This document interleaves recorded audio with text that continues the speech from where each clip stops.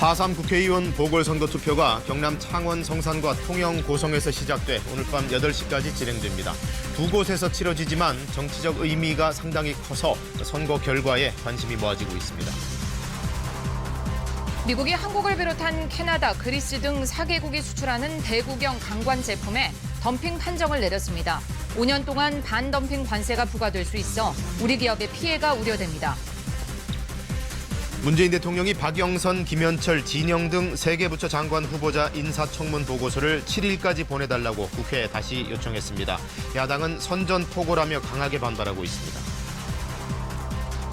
부산 해운대구 운봉산에서 산불이 발생해 한때 인근 지역에 긴급 대피 명령이 내려졌습니다. 밤새 진화 작업을 벌여 큰 불길은 잡혔습니다. 오늘 하루는 영남의 두 지역구에 뉴스 초점이 모아질 것으로 보입니다. 창원 성산과 통영 고성에서 국회의원 보궐선거가 치러지죠.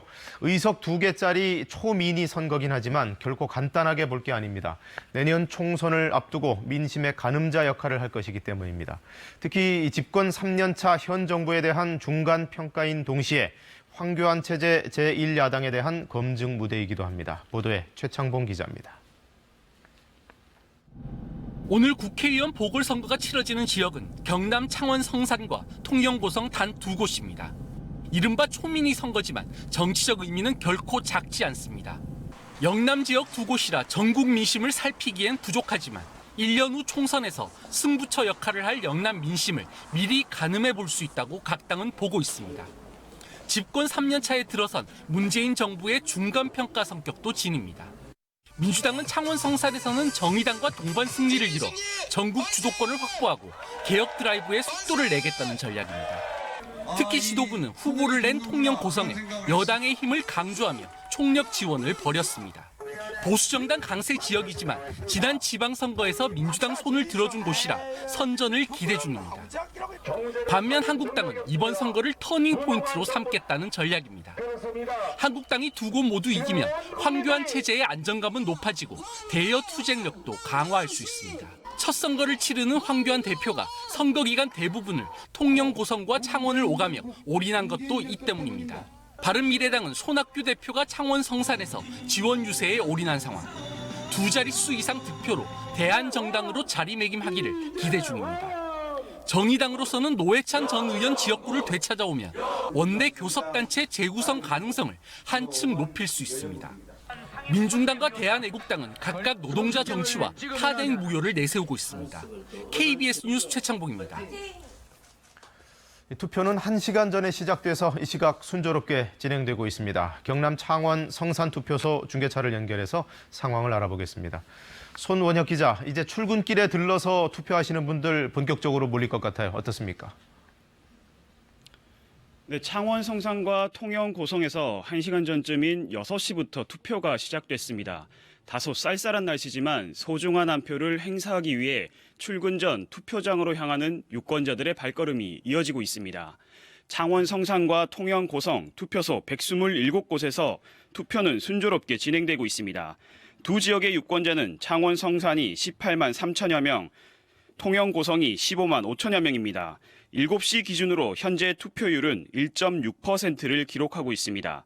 지난주 진행된 사전투표에서는 두 지역의 투표율은 14.71%로 역대 재보선에서 가장 높았습니다. 유권자들의 높은 관심을 보여주는 건데요.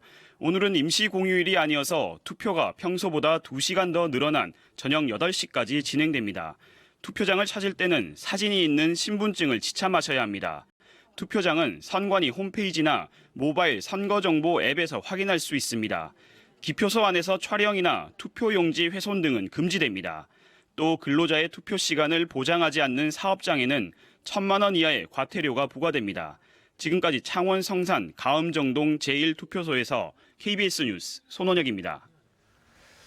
우리 수출품 일부에 대해 미국이 덤핑 제재에 나섰습니다. 대구경 강관이라는 품목인데 우리나라뿐 아니라 캐나다와 터키, 그리스 등 4개 나라가 동시에 이 덤핑 판정을 받았습니다. 앞으로 5년 정도 반덤핑 관세가 부과될 것으로 보입니다. 워싱턴에서 서지영 특파원이 전해왔습니다. 우리나라가 미국에 수출하는 대구경 강관의 대미 수출액은 2017년을 기준으로 1억 5천만 달러, 우리 돈 1,700억 원 정도입니다. 미국 무역위원회가 오늘 해당 제품의 덤핑으로 자국 산업이 피해를 봤다고 최종 확인해 발표했습니다. 최종 덤핑 판정을 받은 국가는 우리나라를 비롯해 캐나다, 터키, 그리스 등 4곳입니다. 무역위원회는 홈페이지를 통해 모두 3종류의 강관 가운데 2개에 대해 최종 덤핑 판정을 내렸습니다. 특히 한국과 터키의 경우 해당 제품 수출에 보조금도 지급했다고 판단했습니다. 앞서 미 상무부는 지난 2월 해당 제품의 덤핑 마진이 한국은 최고 20.39%, 캐나다는 12.32%에 이른다고 판단했습니다. 우리 기업 가운데 현대를 상대로 14.97%, 세아, 삼강에 대해 각각 22%의 덤핑 마진이 있었다고 주장한 바 있습니다. 해당 제품을 정상가보다 낮게 미국에 판매했다는 겁니다. 미 상무부의 예비 판정에 따라 해당 제품의 덤핑 사실에 대한 조사에 착수한 무역위원회가 덤핑을 인정하면서 미 정부가 반덤핑 관세를 부과할 수 있는 길이 열렸습니다. 정부 관계자는 이에 따라 초기 5년간 반덤핑 관세가 부과될 수 있다고 설명했습니다. 우리 기업들의 적지 않은 피해가 우려됩니다. 미 상무부는 오는 15일 반덤핑 마진율을 결정해 최종 관세 여부를 결정할 방침입니다. 워싱턴에서 KBS 뉴스 서지영입니다. 장관 후보자 2명이 낙마했고 나머지 후보들에 대해서도 야당의 반대 기류가 있는 가운데 청와대는 임명 강행 의지를 보이고 있습니다. 박영선, 김현철, 진영 후보자에 대해 국회에서 인사청문 보고서를 채택하지 않자 문재인 대통령은 거듭 보내달라고 재요청을 했습니다. 그래도 안 보내면 8일쯤에는 임명을 그대로 할 것으로 보입니다. 김지선 기자입니다. 아직 청문 보고서가 채택되지 않은 장관 후보자는 박영선 중기부, 김현철 통일부, 진영 행안부 장관 후보자 셋입니다. 문 대통령은 이들에 대한 청문 보고서를 7일까지 보내달라고 국회에 다시 요청했습니다. 야당이 절대 불가 입장을 밝힌 박영선, 김현철 두 후보자에 대해 사실상 임명 절차에 돌입한 셈입니다. 국회가 청문 보고서를 제출하지 않으면 대통령은 기간을 정해 다시 보내달라고 요청할 수 있고 그래도 국회가 응하지 않으면 임명할 수 있습니다. 문 대통령은 3명의 후보자에 대한 보고서를 7일까지 받지 못하면 8일 임명할 것으로 전해졌습니다. 청와대 고위 관계자는 국정 공백을 줄이고 9일 임시정부 100주년을 기념하는 국무회의와 10일 한미 정상회담을 위해 출국하는 일정 등을 고려했다고 전했습니다.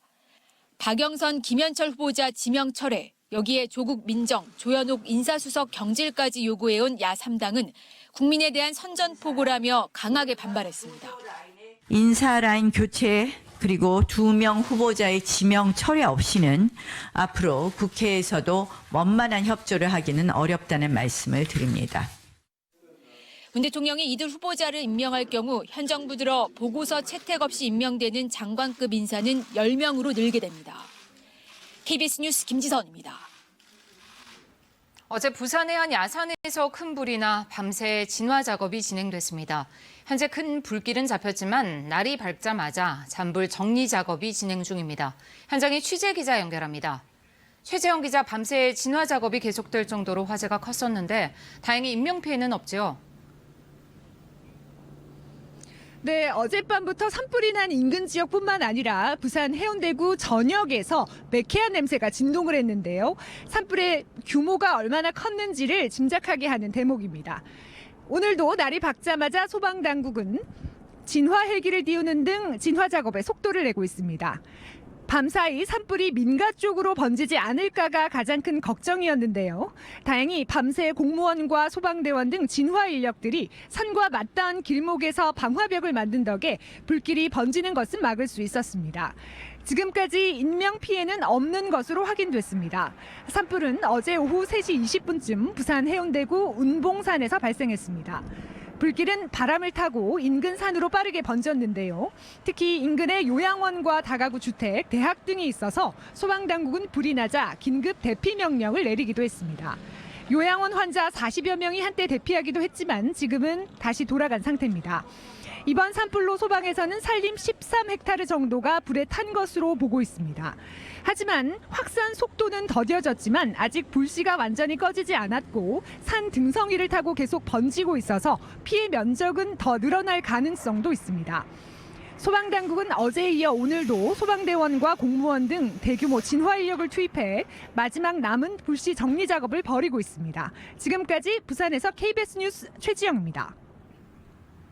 외교부는 국내 D사가 운항 중인 7,800톤급 피선박이 지난 2017년 하반기 공해상에서 북한 선박의 정유를 불법 환적한 혐의로 현재 부산의 한 항구에 억류돼 있다고 밝혔습니다. 이 선박은 지난해 10월 전남 여수항에서 붙잡혀 부산 감천항으로 옮겨졌으며 해경의 조사 이후 현재 사건은 검찰로 송치된 상태입니다. 미국 재무부의 불법 환적 의심 명단에 한국 선박이 이름을 올린 적은 있지만 유엔 안보리 제재를 위반한 구체적 혐의로 선박이 억류된 것은 이번이 처음입니다. 대기도 건조하고 바람도 강해서인지 밤사이 다른 곳에서도 화재가 많았습니다. 경기도 남양주시의 한 빌라에서 불이 나 1명이 숨졌고 인천에서는 고시원에서 불이 나 10여 명이 대피했습니다. 그 밖의 사건 사고를 김수영 기자가 종합했습니다. 창문에서 검은 연기가 끊임없이 뿜어져 나옵니다. 어제 저녁 9시 15분쯤 경기도 남양주시 화도읍의 한 빌라에서 불이 났습니다. 이 불로 60살 박모 씨가 심한 화상을 입어 병원으로 옮겨졌지만 숨졌습니다. 주민 20여 명도 긴급 대피했습니다. 경찰과 소방당국은 정확한 화재 원인과 피해 규모를 조사하고 있습니다. 오늘 새벽 2시쯤엔 인천 계양구의 한 고시원에서 불이 나 10분 만에 꺼졌습니다. 고시원 거주자 13명이 긴급히 대피해 인명피해는 없었습니다. 소방대원들이 전복된 트랙터를 있는 힘껏 밀어봅니다. 어제 오후 5시 반쯤 경기도 이천시의 한 농로에서 트랙터 한 대가 전복됐습니다. 이 사고로 운전자 50살 태모 씨가 트랙터 밑에 깔렸다가 30분 만에 구조됐습니다. 소방당국은 운전 부주의로 사고가 난 것으로 보고 정확한 사고 원인을 조사할 예정입니다. KBS 뉴스 김수영입니다. 한동안 연예인들이 물의를 일으키더니 이제는 재벌가의 자제들이 마약 문제로 도마 위에 오르고 있습니다. 먼저 남양 유업 외손녀 소식입니다. 몇 해 전부터 반복적으로 이 마약 혐의로 입건이 되고 있는데 번번이 수사 과정이 석연치가 않습니다. 혐의가 상당히 짙은데도 무혐의 처분이 나온다든가 각종 영장이 반려된다든가 의혹이 많아서 경찰도 별도의 내사를 해보기로 했습니다. 박민경 기자입니다. 한때 유명 연예인과의 결혼설로 이름이 알려진 남양유업 창업주의 외손녀 황하나 씨. 황 씨는 지난 2015년 마약 투약과 공급 혐의로 서울경찰의 수사를 받습니다. 대학생 조모 씨에게 필로폰 0.5g을 공급하고 3차례나 조 씨에게 필로폰을 투약해준 혐의입니다. 수사 이후 기소된 대학생 조 씨는 이듬해 징역 2년 6개월형을 받았지만 황 씨는 수사를 벌인 지 2년쯤 뒤 무혐의 처분을 받고 이 사건은 종결됩니다. 하지만 조 씨의 판결문을 보면 황 씨가 조 씨에게 마약을 공급하고 공모에 투약했다는 내용이 여러 군데 담겨 있습니다. 봐주기 수사 논란이 이는 이유입니다. 우리 저희 직원들이 수사를 쭉 진행을 하지 않습니까? 하면서 일어났었던 재반 그때 누구를 어떻게 조사했고 누구를 어떻게 조사했고 했던 부분 같은 거는 사실 제가 지금 기억이 없어요. 2017년 무혐의 처분을 받은 황 씨는 지난해 또다시 마약을 투약한 혐의로 이번엔 경기도 경찰에 입건돼 수사를 받고 있습니다. 경찰은 구체적인 제보자와 목격자 진술, 일부 증거 자료도 확보한 것으로 알려졌습니다. 하지만 이번엔 경찰 수사를 지휘하는 검찰이 황 씨에 대한 압수수색 영장 신청을 2차례, 체포영장을 1차례 반려하면서 다시 논란이 일고 있습니다. 검찰은 경찰의 수사 방법에 문제가 있었다며 법과 원칙에 따라 처리했다는 입장입니다. 황하나 씨의 마약 투약 의혹에 대한 검경의 수사를 두고 뒷말이 무성한 가운데 경찰은 황 씨에 대한 2번째 체포영장 신청을 검토 중입니다. 이런 가운데 서울경찰청은 2015년 당시 황하나 씨의 마약 관련 경찰 수사에 일부 문제가 있었다고 보고 내사에 착수했습니다. KBS 뉴스 박민경입니다. SK그룹 창업주의 손자는 변종 마약을 투약한 혐의로 입건됐는데 본인이 그 혐의를 인정했고 경찰이 구속영장을 신청한 상태입니다. 그런가 하면 현대가의 3세는 마약 구매 혐의가 포착돼 입건된 상태지만 현재 외국에 있어서 아직 조사는 받지 않고 있습니다. 이진현 기자의 보도입니다. 변종 마약을 구매해 투약한 혐의로 체포된 SK그룹 창업주 고 최종건 회장의 손자인 31살 최모 씨가 경찰에서 혐의를 인정했습니다. 최 씨는 마약 공급책인 이모 씨로부터 대마를 구입해 주로 집에서 피웠다고 경찰에 진술했습니다. 경찰 조사 결과 최 씨는 지난해 3월부터 고농축 대마 액상을 18차례 구매했고 쿠키 형태의 대마도 함께 구매해 투약한 것으로 드러났습니다. 보통 그램당 그 금액은 이제 틀려요. 근데 이 친구들은 뭐 10만 원에서 15만 원 1g당. 그 1g이면 흡연 양은 뭐 한 번에 흡연할 수도 있고 두 번에 흡연할 수도 있고. 이들이 구매한 대마는 최근 북미권에서 사용되고 있는 것으로 이 대마 특유의 냄새가 적은 것으로 알려졌습니다. 현재 경찰은 마약 간이 시약 검사에서 최 씨의 양성 반응을 확인하고 국립과학수사연구원에 정밀 감정을 의뢰하기로 했습니다. 경찰은 최 씨에 대해 마약류 관리에 관한 법률 위반 혐의로 구속영장을 신청했습니다. 경찰은 이와 함께 수사 과정에서 고 정주영 현대그룹 명예회장의 손자인 현대가 3세 정모 씨가 같은 종류의 대마 액상을 구매한 정황을 포착해 불구속 입건했습니다. 경찰은 현재 해외에 체류하고 있는 정 씨의 소재를 파악하는 한편 귀국하는 대로 조사할 방침입니다. 경찰은 대마를 구입한 재벌가 3세 등 부유층 자녀들이 더 있을 것으로 보고 수사를 확대하고 있습니다. KBS 뉴스 이진현입니다. 이제 갓 돌을 넘긴 아기가 밥을 잘 먹지 않는다는 이유로 뺨을 때리고 고래고래 고함을 친 돌보미가 있습니다. 사설업체도 아니고 정부가 아이 돌봄 사업에서 연결해 준 사람이 그런 짓을 했습니다. 부모는 믿는 도끼에 발등 찍힌 격이 됐습니다. 보도에 정한솔 기자입니다. 서울의 한 가정집. 아기에게 밥을 먹이던 중년 여성이 아기가 밥을 먹지 않자 뺨을 때리고 고함을 칩니다. 이만큼 먹으래. 손가락으로 딱밤을 때리기도 하고 아파하는 아기에게 더 큰 소리로 나무랍니다. 왜 밥을 그렇게 먹어? 입을 크게 벌려야지. 먹으라. 고구마를 먹지 않으려는 아기의 입에 억지로 우겨넣다 아기가 뒤로 넘어지고 잠을 자면서도 누워있는 아기를 세게 끌어당겨 아기 머리를 때리는가 하면 움직이지 못하게 팔로 머리를 누르기도 합니다. 14개월 된 이 아기의 부모는 아이 돌보미로부터 아기가 폭행을 당했다며 이 영상을 청와대 국민청원 게시판에 올렸습니다. 방 안에 설치한 CCTV 영상으로 확인하기 전까지는 전혀 몰랐다고 말합니다. 되게 잘해주시거든요. 사랑해 하면서 안아주고 뽀뽀해주고 되게 잘해주세요. 그러니까 그런 모습들만 저희가 봐서 녹화된 걸 돌려볼 생각을 해본 적이 없었어요. 무엇보다 아이 돌보미가 정부가 운영하는 아이 돌봄 서비스를 통해 소개받은 사람이어서 더욱 분통이 터집니다. CCTV 설치되어 있다고 이제 센터에다 얘기를 하고 이제 그거 괜찮으신 분으로 소개해달라고 해서 오신 분이세요. 12월경에. 진선미 여성가족부 장관은 가족과 국민에게 심려를 끼쳐 깊이 사과한다며 다른 유사 사례가 있는지 여부를 확인해 수사에 협조하겠다고 밝혔습니다. 피해 아기의 부모는 아이 돌보미 김모 씨를 경찰에 고소했습니다. 경찰은 이번 주 안으로 김 씨를 불러 정확한 경위를 조사할 예정입니다. KBS 뉴스 정한솔입니다. 검찰 김학의 수사단이 공식 출범하면서 어떤 혐의들을 밝혀낼지 관심이 모이고 있습니다. 첫 번째 과제는 김 전 차관이 건설업자 윤중천 씨로부터 금품과 향응을 받았다는 걸 입증하는 건데요. 일단 윤 씨가 김 전 차관에게 금품을 건넸다고 인정은 했는데 처벌이 가능하려면 금품을 건넨 목적, 즉 대가성도 밝혀져야 합니다. 수사단은 김 전 차관이 윤 씨가 관련된 소송에 영향력을 행사한 것은 없는지 찾아보고 있습니다. 정세배 기자가 취재했습니다.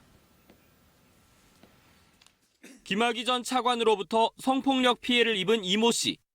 2013년 당시 경찰 조사에서 윤중천 씨가 김 전 차관에게 여러 차례 금품을 건넸다고 밝혔습니다. 자신이 보는 앞에서 윤 씨가 돈이 담긴 봉투는 물론 명품 의류 등을 수시로 줬다는 구체적인 진술입니다. 윤 씨도 지난달 진상조사단에 출석해 금품을 건넨 사실은 인정한 것으로 전해졌습니다. 단 대가성은 부인했습니다. 금품 제공자의 진술, 그리고 목격자가 있는 셈입니다. 하지만 이것만으로는 부족합니다. 우선 금품을 준 목적, 대가성이 입증돼야 합니다. 검찰은 이를 위해 윤 씨 회사가 시행사로 참가했던 이른바 한방천하 사건을 주목하고 있습니다. 윤 씨는 투자금을 가로챈 혐의 등으로 2007년부터 2011년까지 3차례나 검찰의 수사를 받았지만 모두 무혐의 처리됐습니다. 당시는 김 전 차관이 검찰 고위직에 있던 상황. 김 전 차관이 금품의 대가로 수사에 영향력을 행사했을 가능성이 있다는 겁니다. 공소시효 만료, 처벌할 수 없다. 이러면서 다 무혐의를 하는데 저희들 뭐 명백하다고 봐야 돼요. 혐의도 자백하고 있고 자료도 명백하게 다 갖다 줬고. 대가성이 인정된다 하더라도 돈 받은 시기가 문제될 수 있습니다. 이 경우 공소시효가 7년이어서 2012년 4월 이후 금품이 제공된 사실이 확인돼야 합니다. 이와 관련해 진상조사단은 윤 씨를 조사하는 과정에서 2012년까지 금품과 향응이 오간 정황을 포착한 것으로 전해졌습니다. 결국 윤중천 씨의 증언 그리고 계좌 추적 등을 통한 증거 확보에 수사의 성패가 달렸습니다. KBS 뉴스 정세배입니다. 이른바 사법농단 사건 재판의 증인으로 현직 판사가 처음으로 법정에 나왔습니다. 임종원 전 법원행정처 차장과 행정처에서 함께 일했던 정다주 부장판사입니다.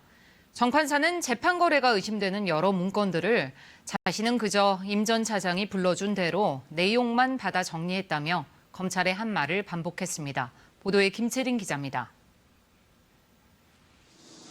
100명이 넘는 현직 판사가 증인으로 신청된 임종원 전 법원행정처 차장의 재판에 정다주 의정부지법 부장판사가 처음 증인으로 나와 12시간 가까이 신문을 받았습니다.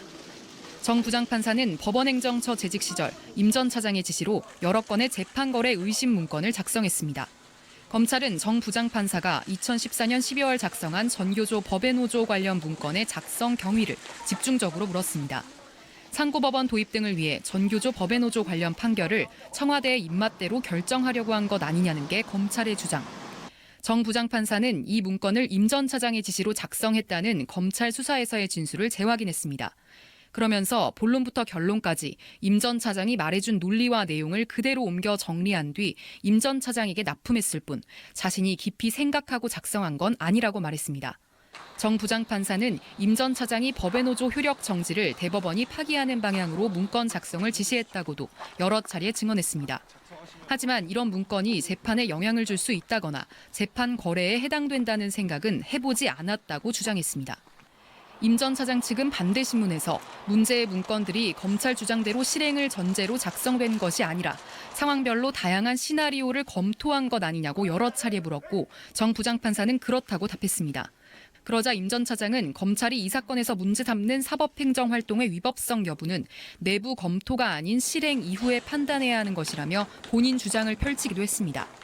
한편 이번 사건의 핵심 증거로 임 전 차장 측이 위법 수집 증거라고 주장해온 임 전 차장의 USB는 재판부 결정에 따라 증거로 채택됐습니다. KBS 뉴스 김채린입니다. 노재찬 국방부 부대변인은 어제 정례 브리핑에서 제주 4.3 사건에 대해 조만간 입장을 표명하는 방안을 검토 중이라고 밝혔습니다. 노 부대변인은 그러나 입장 표명을 누가 어떤 방식으로 할지는 아직 확정된 게 없다고 덧붙였습니다. 지금까지 대통령이 제주 4.3 사건에 대해 사과한 적은 있었지만 군 당국이 제주 4.3 사건의 희생자와 유가족에게 공식적으로 사과한 적은 없습니다. 이제 곳곳에서 봄꽃을 찾아볼 수가 있는데요. 꽃나들이 나서기엔 아직 많이 쌀쌀합니다. 오늘도 꽃샘추위가 이어지고 있습니다. 서울의 아침 기온은 1.9도, 대구는 1.8도에서 출발하고 있습니다. 아침 저녁으로는 따뜻한 겉옷을 착용하셔야겠습니다. 하지만 낮 기온은 크게 올라 일교차가 많이 벌어지겠는데요. 서울의 낮 기온 14도, 광주 15도, 대구 16도까지 오르겠습니다. 식목일이 이제 코앞인데 산불 사고가 빈번하게 발생하고 있습니다. 전국 대부분 지역에는 건조주의보가 발효 중인 가운데 실효 습도가 35% 아래로 뚝 떨어진 상태고요. 또 설상가상으로 오늘 밤부터는 동쪽 지역을 중심으로 아주 강한 바람이 부는 가운데 강풍 예비특보까지 내려져 있습니다. 그 밖의 지역도 강한 바람이 불면서 대기가 점차 메말라 갈 것으로 예상됩니다. 현재 위성 영상입니다. 대체로 맑은 날씨 보이고 있고요. 오늘도 쾌청한 날씨가 이어지겠습니다. 미세먼지 농도는 좋음에서 보통 수준 되겠습니다. 현재 기온입니다. 원주가 0도, 대전 0.3도, 대구 2.2도 등으로 쌀쌀한 아침인데요. 낮 기온 어제와 비슷하거나 조금 더 높겠습니다. 서울과 춘천, 원주, 강릉 14도, 대전과 광주, 부산 15도, 대구와 포항은 16도까지 오르겠습니다. 물결은 동해상을 중심으로 다소 높게 일겠고 그 밖의 해상은 잔잔하게 일겠습니다. 대체로 토요일까지 맑은 날씨가 이어지다가 일요일은 전국 곳곳에 비가 내리겠습니다. 날씨였습니다. IMF 총재가 미중 간의 무역 전쟁 등으로 세계 경제가 성장 동력을 더 잃게 됐다고 말했습니다. 세계 무역기구도 올해 무역 성장률이 지난해보다 낮아질 거라고 예측을 했습니다. 뉴욕 김철우 특파원이 보도합니다. 미중 무역 전쟁과 금융 긴축으로 세계 경제가 성장 동력을 더 잃었다. 크리스틴 라가르드 국제통화기금 총재는 미 상공회의소 연설에서 2년 동안 꾸준히 성장해온 세계 경제가 불안해졌다며 이같이 밝혔습니다. 지난 1월 올해 세계 경제 성장 전망치를 하향 조정했던 IMF가 전망치를 더욱 낮출 수 있음을 내비쳤습니다. It has since lost further momentum, as you will see from our updated forecast that will be released exactly a week from today. 라가르드 총재는 영국의 유럽연합 탈퇴를 둘러싼 불확실성도 악재로 꼽았습니다. 라가르드 총재는 그러나 주요 선진국의 중앙은행이 긴축을 끝내려는 분위기로 돌아서 단기간 내에 경기 침체가 올 것 같지는 않다고 전망했습니다. Global economic activity is set to benefit from the now more patient pace of monetary normalization by most central banks, in particular the Fed. 라가르드 총재는 누구도 무역 전쟁에서 승리할 수 없다면서 미중 무역 전쟁이 더 확대되면 중국뿐만 아니라 미국도 타격을 크게 받을 것이라고 경고했습니다. 세계 무역기구도 올해 무역 성장률을 지난해보다 0.4%포인트 낮춰 발표했습니다. 6개월 만에 전망치를 1.1%포인트 낮췄습니다. WTO 고위 관계자는 트럼프 행정부가 올해 수입 자동차의 관세 부과 계획을 계속 밀고 나가면 더 큰 충격과 함께 상황이 악화될 것이라고 말했습니다. 미국과 중국 간의 교역량이 전 세계 교역의 3%를 차지하는 반면 자동차 교역은 8%를 차지해 세계 경제에 미칠 충격이 훨씬 클 수 있다는 분석입니다. 뉴욕에서 KBS 뉴스 김철호입니다. 물에 빠진 사람이 지푸라기라도 잡는 심정으로 기존 치료법 대신 새로운 치료법을 찾는 말기암 환자들이 많은데요. 지난해부터 일부 말기암 환자들이 독일의 중입자 치료라는 걸 받으러 갔다가 숨지는 경우가 잇따르고 있습니다. 탄소 이온 입자로 암세포의 DNA를 태워 없애는 신기술 치료법이라는데 현지 영사관이 홈페이지에 공지까지 올리고 주의를 당부했습니다. 베를린에서 유광석 특파원이 전해왔습니다. 독일 프랑크푸르트 주재 총영사관이 지난해 10월 홈페이지에 게시한 글입니다. 우리나라 중증 암 환자들이 프랑크푸르트와 뮌헨 등에서 독일 의료기관의 중입자 치료를 받다 사망하는 경우가 있다며 주의를 촉구하고 있습니다. 총영사관은 한국에서 온 암 환자가 독일에서 치료를 받다 숨진 사례가 지난해 10건 정도 신고됐다고 밝혔습니다. 지난해 10월 공지 이후로는 뮌헨에서 한 건이 더 발생한 것으로 전해졌습니다. 중입자 치료는 탄소이온 입자를 빛의 80% 속도까지 가속해 암세포의 DNA를 태워 없애는 방법으로 독일과 일본 등에서 시행하고 있습니다. 총영사관은 공지에서 가족과 떨어진 독일에서 많은 비용과 노력, 시간을 들여서 치료를 결정했으나 결과가 좋지 않아 가족들이 후회하는 경우를 많이 보았다고 설명했습니다. 그러면서 치료를 결정하기 전 한국 의료진과 충분히 의논해달라고 당부했습니다. 구체적으로 환자 상태에 맞는 치료법인지 독일에서 검증된 방법인지 치료비 등 비용은 적절한지 등을 잘 살펴야 한다고 강조했습니다. 총영사관은 또 중개업체를 통해 중입자 치료가 아닌 유사 치료를 안내받는 경우도 있다며 주선자와 해당 의료시설을 거듭 검증한 뒤 독일행을 결정해달라고 요청했습니다. 베를린에서 KBS 뉴스 유광석입니다. 네, 거리를 행진하는 알제리 젊은이들, 20년 장기 집권한 대통령의 퇴진을 요구하는 시위대입니다. 82살인 부테플리카 대통령은 건강을 이유로 대중의 모습을 거의 드러내지 않고 있는데요. 2월 말부터 퇴진 시위가 이어지자 이달 말 임기 만료를 앞두고 결국 사임서를 제출했습니다. 알제리의 민주화의 봄이 올 수 있을지 이목이 쏠리고 있습니다. 광활한 강을 가로지르는 거대한 다리가 놓였습니다. 중국은 헤이룽장, 러시아는 아무르강이라고 부르는 두 나라의 국경지대인데요. 양국 국경을 잇는 최초의 철교가 착공한 지 5년 만에 연결됐습니다. 2km가 넘는 이 다리는 오는 7월 정식 개통할 예정인데요. 연간 2,100만 톤의 물류량이 오갈 것으로 기대됩니다. 자기 키만한 대형 붓을 휘두르는 어린이, 올해 2살인 화가 롤라 준입니다. 엄마 친구인 큐레이터가 그녀의 색과 형태에 대한 감각을 높이 평가해서 뉴욕 갤러리에서 전시까지 열어줬는데요. 작가가 아니라 작품 그 자체를 봐달라는 설명 덕분인지 한 작품이 $1,500에 팔리는 등 전시된 40점 가운데 32점이 팔렸다고 합니다. 지금 세계는입니다. 요즘 미군이나 외교관을 사칭한 국제사기가 기승을 부리고 있습니다. SNS 메신저로 접근해서 친분을 쌓은 뒤 좀 친해졌다 싶으면 돈을 뜯어내는 그런 수법입니다. 경찰이 그 일당의 일부를 붙잡았는데 피해 규모가 100억 원대로 추산됩니다. 보도에 김혜주 기자입니다. 이라크에 파병 온 미국 군인이라고 갑자기 메시지가 옵니다. 낯선 이로부터 온 메시지. 일상적인 대화가 이어지며 경계심이 누그러지고 심지어 몇 달 후엔 사랑 고백까지 이어집니다. 한국에 가서 같이 살고 싶다는 말까지 나올 정도로 두터운 친분이 쌓입니다. 바로 그때 짐을 붙여야 한다며 거액의 송금을 요구합니다. 다 챙겨, 웬만하면 싹 다 챙겨. 여기 챙겨, 통장에 옆에 놨으니까. 이런 방식으로 한국인과 친분을 쌓은 뒤 돈을 가로챈 나이지리아, 라이베리아 국적의 외국인 6명이 경찰에 붙잡혔습니다.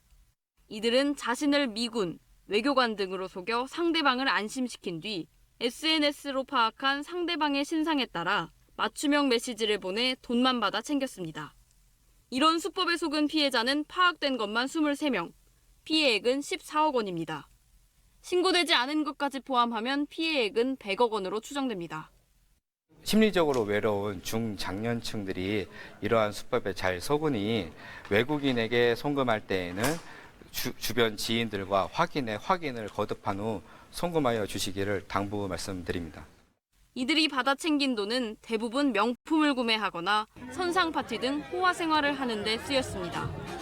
경찰은 일단 국내에서 활동한 일당을 구속하고 같은 조직의 해외 일당을 쫓고 있습니다. 경찰은 서아프리카에서 사기 행각을 주도한 총책 등 일당 9명을 추적하기 위해 인터폴에 공조수사를 요청할 계획입니다. KBS 뉴스 김혜주입니다. 도시 전체가 유적인 경주에서 또 하나의 중요한 유물이 발견됐습니다. 국내에서 가장 오래된 모형 배가 출토됐고 그 밖에도 신라인들의 생활상을 보여주는 각종 사료들이 쏟아져 나왔습니다. 김민혁 기자가 다녀왔습니다. 고대 국가 신라의 수도 경주. 그 왕들이 살던 곳. 이름 그대로 반달 모양의 성 월성입니다. 천년의 흥망성쇠는 오랜 세월에 사라지고 묻혔습니다. 이곳은 과거 적의 침입을 막기 위해 성 외곽에 만들어 놓은 웅덩이, 해자가 있던 곳입니다. 발굴 조사가 한창인데 최근 이곳에서 신라의 생활상을 잘 보여주는 유물이 발견돼 주목받고 있습니다. 땅을 파내고 흙 속에 묻힌 유물을 조심스럽게 꺼냅니다. 진흙을 털고 물로 씻어내자 비교적 온전한 형태의 나무 방패가 모습을 드러냅니다. 출토된 2점 가운데 하나에는 손잡이가 달렸습니다. 손잡이가 달려있는 실물 방패가 출토된 것은 처음이라고 할 수 있겠습니다. 경산에 있는 임당동 저습지 유적에서 방패가 출토된 적이 있었지만 이렇게 온전한 형태로 확인될 수 있는 예는 처음이라고 할 수 있습니다. 작은 배도 출토됐습니다. 길이 40cm 남짓한 모형입니다. 이물과 고물이 실제 배의 모습 그대로 표현되어 있습니다. 배 모형을 발견한 곳은 통일신라 때 조성한 해자 아래에 있는 삼국시대 해자, 4에서 5세기 초 유물로 추정됩니다. 국내에서 발견한 가장 오랜 모형 배로 평가됩니다. 배 같은 경우에는 소형의 배에 그 의뢰 행위가 포함되어 있는 그 불이 탄 흔적을 통해서 당시의 의뢰 행위를 확인할 수 있는 벼와 조, 콩 같은 곡물 이름과 당시 지방관리의 직책이 적힌 목간도 나왔습니다. 출토된 유물들은 당시 신라인들의 생활상을 보여줍니다. 이번 발굴 성과는 5일 개막하는 특별전을 통해 일반에 공개됩니다. KBS 뉴스 김민혁입니다.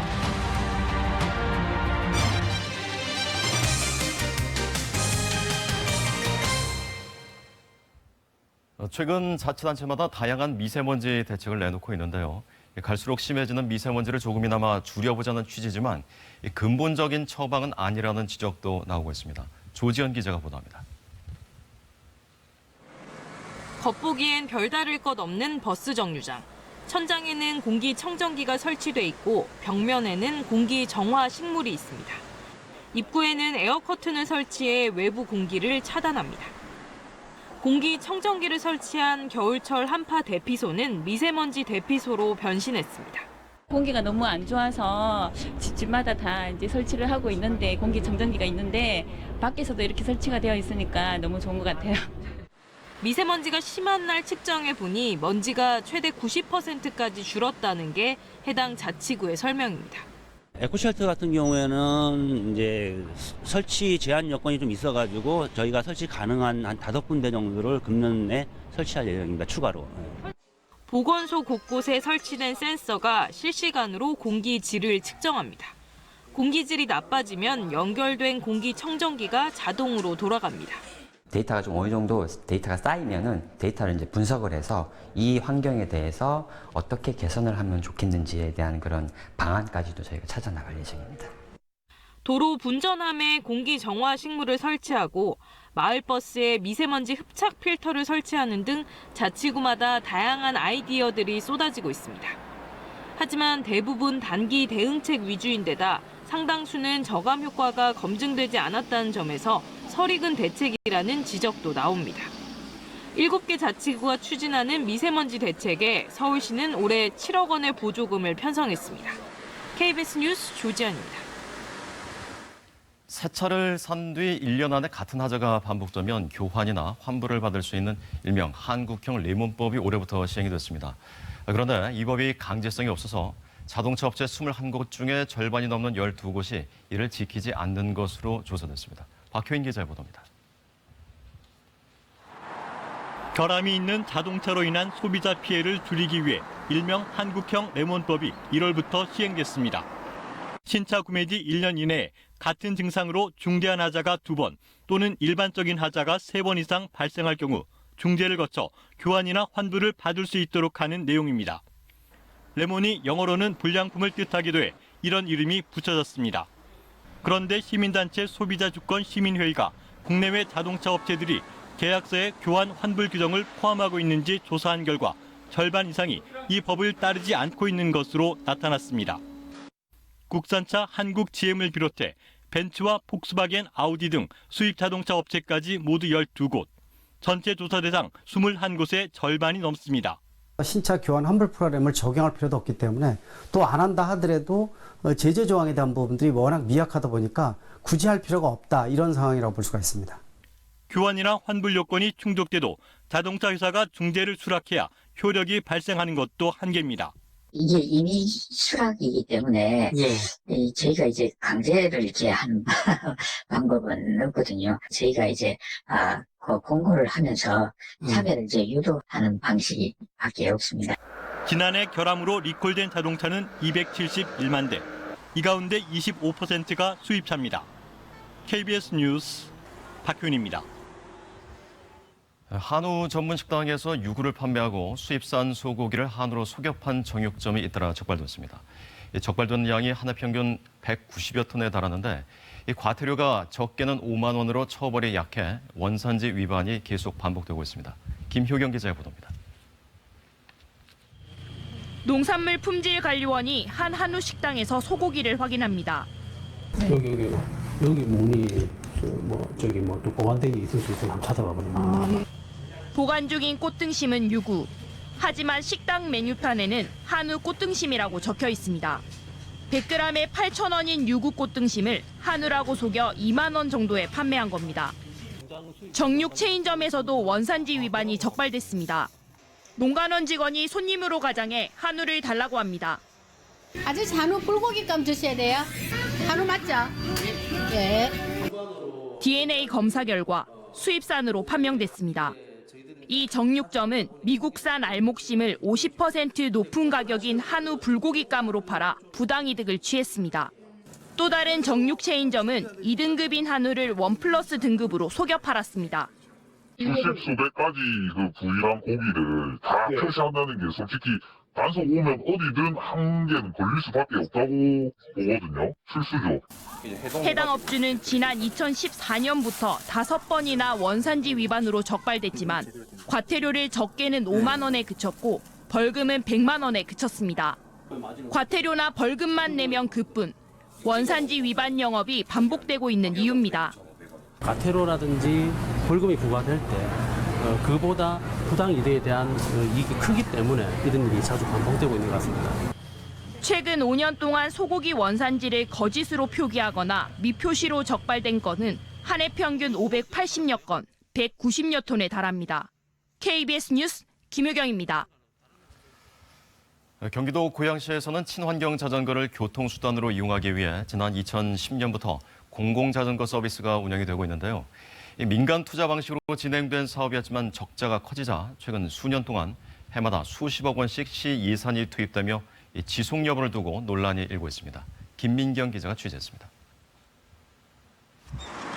2010년 6월 전국 최초 민간 투자 방식으로 시작된 경기도 고양시의 공공자전거 서비스 피프틴. 집과 가까운 전철역, 공원 등에서 시민들에게 자전거를 대여해 오갈 수 있도록 한 자전거 임대 사업으로 주목받았습니다. 별도의 법인이 운영을 맡아 40%는 자전거 이용 요금으로 나머지 60%는 광고 등으로 운영비를 마련한다는 게 당초 계획이었습니다.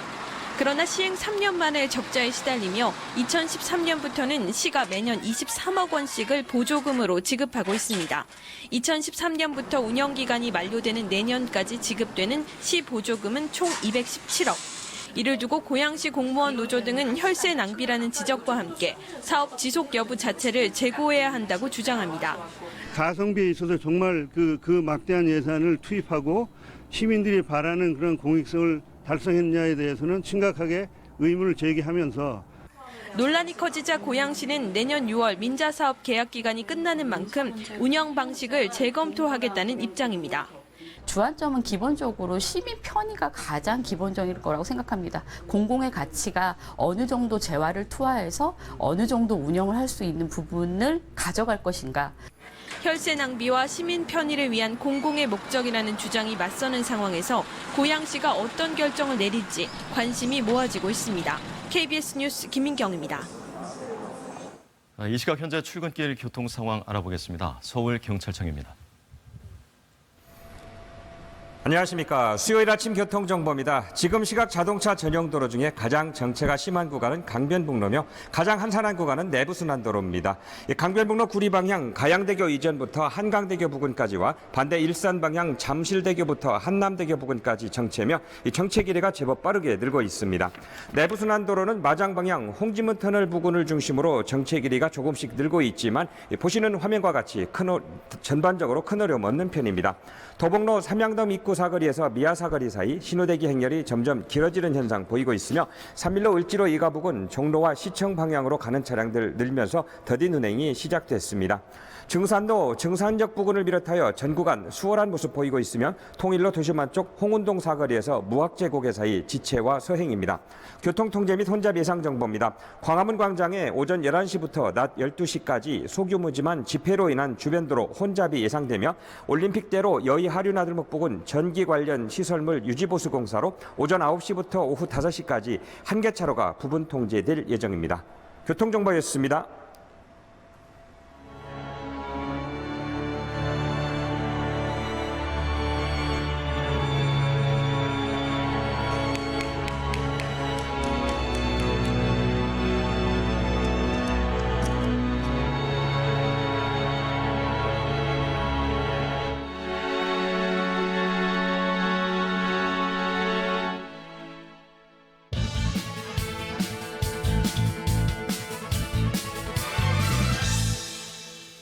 대통령 앞에서 눈물을 쏟은 한 청년의 이야기가 많은 사람들의 입에 오르내렸습니다. 청와대 초청 시민사회단체 간담회에서 청년 대표로 참석한 엄창환 청년정책 네트워크 대표 얘기입니다. 정권이 바뀌고 많은 기대를 했지만 아직도 정부가 청년 문제를 제대로 인식하지 못한다는 그의 말은 시사하는 바가 큽니다. 청년 문제뿐만 아니라 간담회에서는 보수 진보 할 것 없이 현 정부에 대한 쓴소리와 다양한 제언들이 쏟아졌습니다. 이번 간담회는 사회 각계를 대변하는 시민단체의 목소리를 듣고 이를 정책에 반영하겠다는 취지로 마련됐습니다. 80여 개 단체 100여 명이 참석했는데 허심탄회한 분위기 속에서 많은 얘기들이 나왔습니다. 특히 엄창환 대표는 당사자의 입장에서 청년 정책의 문제점을 조목조목 짚어냈습니다. 정부가 미래 세대의 주역이 될 청년의 삶 전반을 진중하게 다루기보다 일자리나 남녀 문제로만 단편적으로 인식하고 있다고 비판했습니다. 공무원들의 탁상 공론에 청년 정책이 제대로 작동하지 않는다는 지적도 이어졌습니다. 청년 실업과 비정규직 해결을 위해 심혈을 기울이고 있다고 자부하고 있는 현 정부의 입장에서는 뼈아픈 지적입니다. 다른 참석자들도 다양한 제안과 충고를 아끼지 않았습니다. 진보단체 대표들은 재벌과 사법개혁, 검경 수사권 조정 등 개혁 작업이 지지부진하다는 질타와 함께 더욱 분발할 것을 주문했습니다. 촛불로 탄생한 현 정권이 기대에 미치지 못한다며 촛불에 탈 수 있다는 위기감을 가지고 민심을 들어야 한다는 보수단체의 충고도 나왔습니다. 임금격차, 채용차별, 여성정책에 대한 제안도 있었습니다. 이번 간담회 발언은 경제와 남북관계 부진에다 최근 인사 문제로 호된 시련을 겪고 있는 현 정부의 입장에서는 모두 새겨들어야 할 내용들입니다. 이제 집권 3년차를 맞이한 청와대는 국민의 눈높이로 국민의 마음으로라는 간담회 주제처럼 다시 한번 심기일전에 국민들이 체감하는 성과를 내야 할 것입니다. 뉴스 해설이었습니다. 4.3 국회의원 보궐선거 투표가 경남 창원 성산과 통영 고성에서 시작돼 오늘 저녁 8시까지 진행됩니다. 단 2곳에서 치러지긴 하지만 정치적 의미가 상당히 커서 선거 결과에 관심이 모아지고 있습니다. 미국이 한국을 비롯한 캐나다, 그리스 등 4개국이 수출하는 대구경 강관 제품에 덤핑 판정을 내렸습니다. 5년 동안 반덤핑 관세가 부과될 수 있어서 우리 기업의 피해가 우려됩니다. 문재인 대통령이 박영선, 김현철, 진영 등 3개 부처 장관 후보자 청문 보고서를 7일까지 보내달라고 국회에 다시 요청했습니다. 보고서 채택을 거부했던 야당은 선전포고라고 반발하고 있습니다. 부산 해운대구 운봉산에서 산불이 발생해 한때 인근 지역에 긴급 대피 명령이 내려졌습니다. 밤새 진화 작업을 벌여 큰 불길은 잡혔습니다. 오늘도 봄꽃 나들이 나가신다면 따뜻한 겉옷은 꼭 챙기셔야겠습니다. 낮 동안은 기온이 크게 올라서 비교적 포근하겠지만 아침 저녁으로는 여전히 쌀쌀한데요. 오늘 아침 대구의 아침 기온이 1.8도까지 떨어졌고 서울은 1.9도에서 출발하고 있습니다. 하지만 낮 기온은 크게 올라서 서울이 14도, 광주 15도, 대구 16도까지 올라 일교차가 크게 벌어지겠습니다. 대부분 지역에 건조주의보가 내려진 가운데 산불 사고가 빈번하게 발생하고 있는데요. 특히 오늘 밤부터는 동쪽 지역에 아주 강한 바람이 불 것으로 예상됩니다. 다른 지역들도 강한 바람이 부는 가운데 건조한 상태가 더욱더 심각해질 것으로 예상되는 만큼 건조특보가 조금 더 확대 강화될 수 있겠습니다. 불씨 관리 잘해 주셔야겠습니다. 지금 대체로 맑은 날씨 보이고 있고 오늘도 미세먼지 농도는 좋음에서 보통으로 하늘이 쾌청하겠습니다. 현재 기온 보겠습니다. 원주 0.4도, 전주 영하 0.4도, 부산은 6.2도로 다소 쌀쌀하고요. 낮 기온은 어제와 비슷하거나 조금 높겠습니다. 서울과 청주 14도, 광주, 부산 15도, 대구 16도까지 오르겠습니다. 날씨였습니다. 네, 뉴스광장 오늘 순서 마치겠습니다. 시청해주신 여러분 고맙습니다.